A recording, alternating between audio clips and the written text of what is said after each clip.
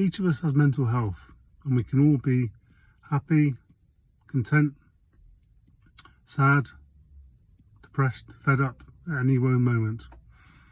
When this becomes a consistent pattern, it's time to act. But how do we act? How do we know what's normal for us? This is the purpose of this channel, to help us understand our mental health and see how we can better understand where we are, what we need, and how we can support our mental health.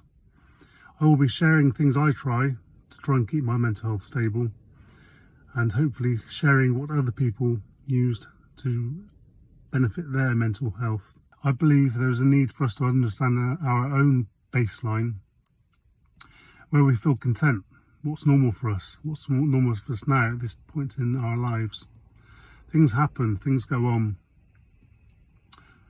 We get married, we have children, we buy houses, people get ill, we have parents we have to look after. All these things can contribute to our mental health and where it is on the spectrum. Sometimes we can cope with things, often things just wash over us. But on occasions we can get overburdened by our worries and what's going on. These times we need to work out what's missing, what could we be doing better. How do we normally cope?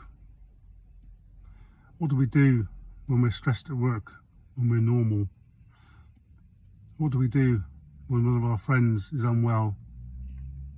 How would we advise them? Try the things we would advise them to do as well.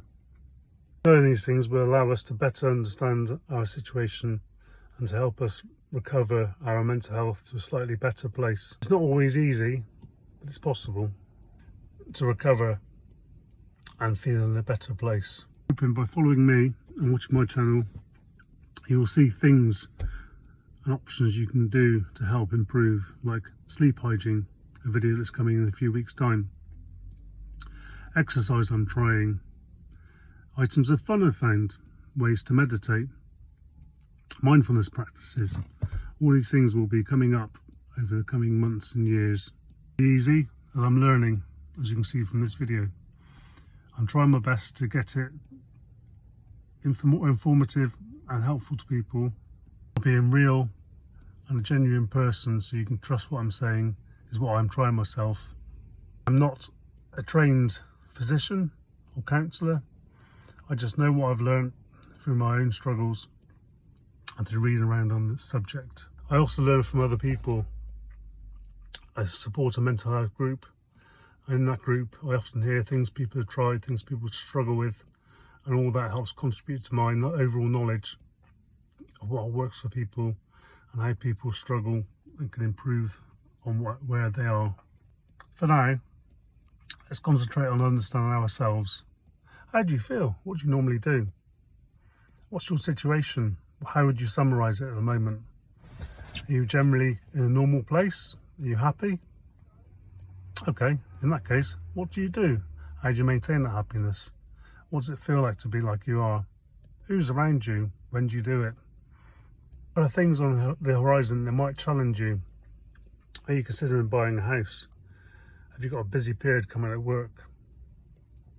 Do you have some debts you have to clear off?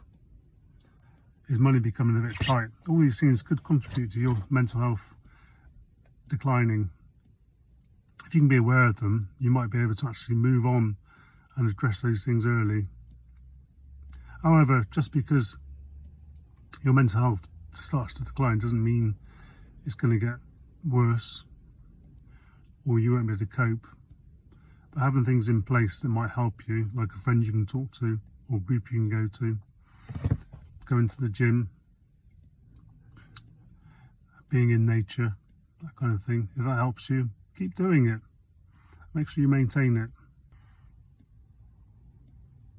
If you're struggling at present and maybe your mental health isn't as good as it could be, you've got a lot on, family members need support, motorbikes going past in the background while you're trying to talk on a video, all kinds of things can be contributing to how you feel. Don't despair, there's always hope. Reach out to a friend, have a chat, reach out to your GP, explain the situation.